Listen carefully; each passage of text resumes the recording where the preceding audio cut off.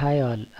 మన ఆంధ్రప్రదేశ్లోని metro stations metro రైలు వస్తుందని చెప్తున్నారు. సో ఆ ప్రపోజల్కి మనకి విశాఖపట్నంలో ఒకటి, విజయవాడ గుంటూరు కలిపి ఒక మెట్రో, తిరుపతిలో ఒక మెట్రో వస్తుందని చెప్తున్నారు కదా. సో దాన్ని మనము బెస్ట్ అండ్ ఎఫిషియెంట్ వేలో మనము తక్కువ ఖర్చుతో ఎలా కట్టొచ్చు అనేది మనం ఇప్పుడు చూద్దాము. సో దీనిలోని నేను విశాఖపట్నం అనలైజ్ చేశాను కాబట్టి దాన్ని ఎగ్జాంపుల్ తీసుకొని చెప్తాను. సో నా ఉద్దేశంలోని మెట్రో అనేది ఎప్పుడు లోడ్ తగ్గించడానికని కడుతున్నాం. అంటే ఇది మాస్ ట్రాన్సిషన్. సో మాస్గా ఏంటంటే జనాలు ఒక దగ్గర నుంచి ఇంకో దగ్గర తీసుకెళ్ళగలదు. అదేవిధంగా మనకి దీనివల్ల లాభాలు ఏంటంటే పెట్రోల్ అనేది తగ్గుతుంది. ఎగ్జాంపుల్ కార్లు వెళ్ళిన వాళ్ళు, లేకపోతే ట్రైన్స్ ఏంటది టూ వీలర్స్లో వెళ్ళే వాళ్ళు, వీళ్ళందరూ కూడా మనకి ఈ మెట్రో యూస్ చేయడం వల్ల మనకి ఆబ్వియస్గా పెట్రోల్ కన్జంప్షన్ తగ్గుతుంది. అదొక మంచి పాయింట్. రోడ్ పైన ట్రాఫిక్ కూడా మనకి తగ్గుతుంది. సో ఇటువంటివన్నీ ఉన్నప్పుడు మనం ఎప్పుడు కూడా మెట్రో అనేది పైనుంచి కట్టకూడదు, అంటే రోడ్డు పైనుంచి బయట ఎయిర్లోని కట్టకూడదు అనేది నా ఉద్దేశం. దానివల్ల ఏం జరుగుతుందంటే మనం మాస్ లోడ్ని తీసుకొని వచ్చి మళ్ళీ అదే రోడ్డు మీద వేస్తాం. సో అలా కాదు, మనం దానివల్ల స్టేషన్స్ కట్టాలి కదా, రోడ్డుకి అటు ఇటు కడితే దానివల్ల అటు ఇటు ఉండే వాళ్ళు అందరూ ఇల్లులు పోతాయి కదా.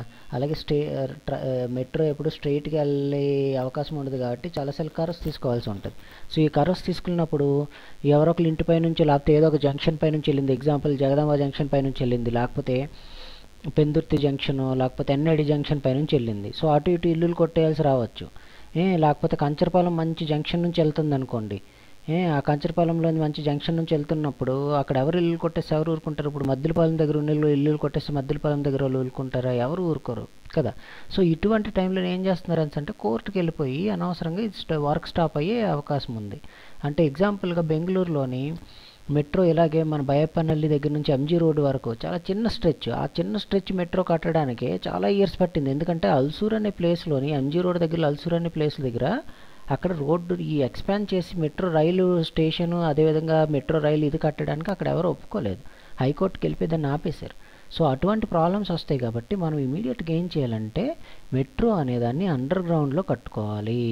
సో ఈ అండర్ గ్రౌండ్లోని ఏ మెథడ్లో కడితే బాగుంటుంది విశాఖపట్నంలో చెప్తున్నాను. అంటే దీన్నే మనం వేరే చోట్ల కూడా రిప్లికేట్ చేయొచ్చు, బట్ నేను ఇక్కడ అనలైజ్ చేశాను కాబట్టి ఆ అనాలిసిస్ ప్రకారం నేను చెప్తున్నాను. సో ఫస్ట్ నా థియరీ ఏంటంటే మనం ఏం చేస్తే బాగుంటుందని నా ఉద్దేశం అంటే 5RS అనే పద్ధతిని ఉపయోగించుకోవాలి. అంటే 5 రింగ్ సిస్టమ్. ఫస్ట్ రింగ్ ఏంటంటే అది విత్ ఇన్ ద సిటీ ఆ ఏరియాలోని తిరుగుతుంటుంది. అంటే ఎగ్జాంపుల్ విశాఖపట్నంలో బీచ్ దగ్గర స్టార్ట్ అయ్యి ఈ మద్దిలపాలెం జంక్షను, ఎన్ఏడి జంక్షను, ఈ గాజువాక, ఎయిర్పోర్టు, స్టీల్ ప్లాంట్, ఇవి టచ్ అవుతే ఇలాగొచ్చే ఒక రింగ్. దాని తర్వాత రింగ్ ఏంటంటే కొంచెం అవుటర్ ఉంటుంది. ఆ రింగ్ బేసికల్గా ఏం చేస్తుంది అంటే ఈ పెందుర్తి జంక్షను, కంచరపాలెము, ఇవన్నీ ఇక్కడ కనెక్ట్ చేస్తూ అలాగా ఆల్మోస్ట్ మన కుర్పా మార్కెట్ ఇవన్నీ కనెక్ట్ చేస్తూ ఆల్మోస్ట్ విజయనగరం వరకు కూడా వెళ్తుంది. సో అదొక రింగ్ మనం పెట్టుకుంటాం. దాని తర్వాత నెక్స్ట్ రింగ్ వస్తుంది. ఈ రింగ్ ఏంటంటే ఇందాక రింగ్ ఆల్మోస్ట్ ప్యారలల్గా ఉంటుంది. ఆ రింగ్కి ఏంటంటే ఇది భీమిలిపట్నము, ఆనందపురము, కొత్త వలస అవతల, ఇవన్నీ కోటపాడు, అటువైపు నుంచి తిరుగుతూ అనకాపల్లి, పరవాడ, ఈ చోడవరం, ఇటువైపు నుంచి మనకు ఒక రింగ్ వస్తుంది. ఇప్పుడు ఇదొక రింగ్ మనకి. ఇంకో నెక్స్ట్ రింగ్ ఏంటంటే ఈ పెందుర్తి ఎన్ఏడి జంక్షన్ అనేది బాగా కీ అవుతుంది, బాగా లోడ్ బాగా ఎక్కువ ఉంది జనాలు కాబట్టి అక్కడ ఇంకొక రింగ్ వేసుకోవాల్సి ఉంటుంది. అదేం చేస్తుంది అంటే ఎన్ఏడి జంక్షన్ నుంచి ఆ మధ్యలో చాలా చోడవరం, ఆ లోపల కొన్ని ఏరియాస్ ఉన్నాయి, ఆ ఏరియాస్ అన్నీ కనెక్ట్ చేస్తే ఒకటి ఉంటుంది. అయితే ఇవన్నిట్లో చూడండి జంక్షన్ పాయింట్స్ అని వచ్చేసాయి. సో ఒక ట్రైన్ పొరపాటున ఎక్కిస్తే ఇంకో ట్రైన్కి దిగడానికి మనకి జంక్షన్ పాయింట్, ఆ జంక్షన్ పాయింట్ నుంచి ఇంకో దగ్గరికి వచ్చి ఈజీగానే. సో ఈ మెథడ్ యూస్ చేసుకొని మనము ఒకదానికొకటి ఇంటర్ కనెక్ట్ చేసేస్తాం. సో ఎక్కువ మాత్రము ఈ జగదాంబ జంక్షన్ వైపు, అదేవిధంగా సి వైపు ఎన్ఏడి జంక్షన్ టార్గెట్ చేసుకుంటూ ఇవన్నీ కట్ అవుతుంటాయి.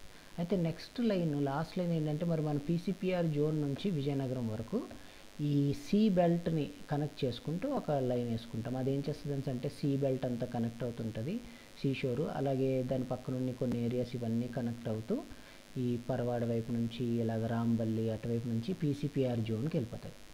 సో దీనివల్ల ఏంటంటే ఎవరైనా ఇంటర్నేషనల్ ఎయిర్పోర్ట్ దగ్గర ఇక్కడ దిగితే అది తీసుకొని ఈజీగా ట్రైన్ అక్కడికి వెళ్ళిపోతారు, మెట్రో ట్రైన్ తీసుకొని. సో ఈ విధంగా మనం డిజైన్ చేస్తే మంచిది అనేది నా ఉద్దేశం.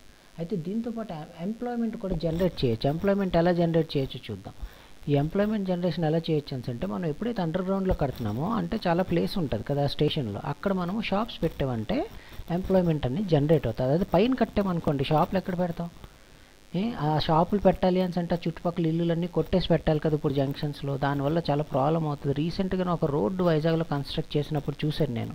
ఆ రోడ్డే చాలా వరకు చాలా సంవత్సరాలు కట్టడానికి అవ్వలేదు, ఎందుకంటే వాళ్ళ ఇల్లులు పోతాయి, రోడ్డు మీద ఉన్న షాప్స్ పోతాయని చాలామంది దాన్ని స్టాప్ చేయించారు. సో అటువంటి ప్రాబ్లమ్స్ వస్తాయి మనకు, అందుకని అండర్ గ్రౌండ్లో కట్టుకుంటే మంచిది అనేది నా ఉద్దేశం. అదేవిధంగా ఈ అండర్ గ్రౌండ్ టన్నెల్లోని మనకి రోడ్డు మీద వెళ్తుంటే ఆ ఫ్లోరసెంట్ లైట్ ఇచ్చే ఒక రకమైన పెయింట్స్ వేస్తున్నారు. ఆ పెయింట్లు యూస్ చేసుకొని మనము టన్నెల్లోని ఒక్క బల్బ్ కూడా యూస్ చేయకుండా, చూడండి నా మెథడ్ ఏంటంటే ఇలా మనము ఇలా కట్స్ చేసి దానికి ఆ పెయింట్ వేసేసామంటే మన మెట్రో ట్రైన్కి ముందుండే 2-3 ఫ్లడ్ లైట్స్ ఉంటాయి కదా, దాని లైట్కి ఫోకస్కి అది మొత్తం లైట్ వచ్చేస్తుంది ఫుల్గా టన్నెల్లోని. సో దట్ ఏంటంటే మనం ఒక్క లైట్ కూడా యూస్ చేయకుండా టన్నెల్ని మొత్తాన్ని మనం ఇచ్చేయచ్చు. అదేవిధంగా ఇక్కడ చూడండి ఫ్లోరసెంట్ ఈ స్టిక్కర్స్ వేశారు. ఈ స్టిక్కర్స్ వల్ల ఏంటంటే మళ్ళీ వెలుగు అనేది చాలా ఎక్కువ వస్తుంది, మనము చాలా తక్కువ ఎలక్ట్రిసిటీ యూస్ చేసుకొని మెట్రోస్ని ఇలా రన్ చేసేయచ్చు ఈజీగా. అలాగే ఎప్పుడైతే కొంచెం లోపలికి ఉంటుందో చాలా కూల్గా ఉంటుంది మన దగ్గర, సో అదొకటి మనకు ప్లస్ పాయింట్ అవుతుంది.